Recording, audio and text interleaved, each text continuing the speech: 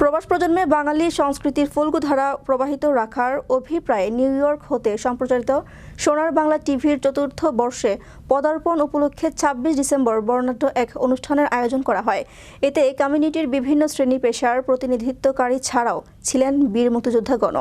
ফুলেল শুভেচ্ছায় অভিষিক্ত করা হয় টিভির চেয়ারম্যান সবিতা দাসকে। এ সময় এই টিভি সম্প্রচারের সর্বাত্মক সহযোগিতার জন্য ডক্টর প্রভাত দাসকে বিশেষ সম্মাননা ক্রেস্ট প্রদান করা হয়।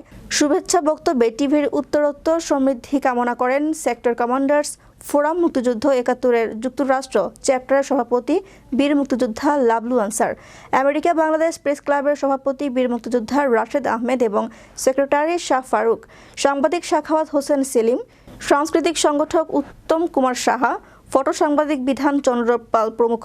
কণ্ঠশিল্পী এবং টিভির অন্যতম কর্মকর্তা রুনা রায়ের সঞ্চালনায় সঙ্গীতে অংশ নেন উত্তম কুমার সাহা, মুনমুন সাহা, বীরেন্দ্রনাথ সাহা, উইলি নন্দী, তমাল দাস, অরুণা সাহা, প্রিনা নন্দী, প্রজ্ঞা পারমিতা সাহা, সোমা রোজারিও, বিলকিস প্রমুখ। নমস্কার, উপস্থিত সবাইকে সোনার বাংলা টিভি চ্যানেলের পক্ষ থেকে অনেক অনেক প্রীতি ও শুভেচ্ছা জানাচ্ছি। আমি রুনা রায়। দিদির যে 5টি অর্গানাইজেশন আছে, প্রত্যেকটা অর্গানাইজেশনের আমি কালচারাল সেক্রেটারি, তো তার জন্য দিদিকে অনেক অনেক ধন্যবাদ।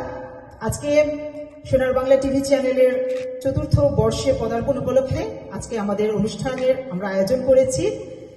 তার জন্য উপস্থিত যারা আছেন, ধৈর্য সহকারে এখানে উপস্থিত হয়েছেন, সবাইকে অনেক অনেক শুভেচ্ছা, অনেক অনেক অভিনন্দন জানাচ্ছি। সোনার বাংলা টেলিভিশন রুনা রায়, তোমাকে অনেক অনেক ধন্যবাদ।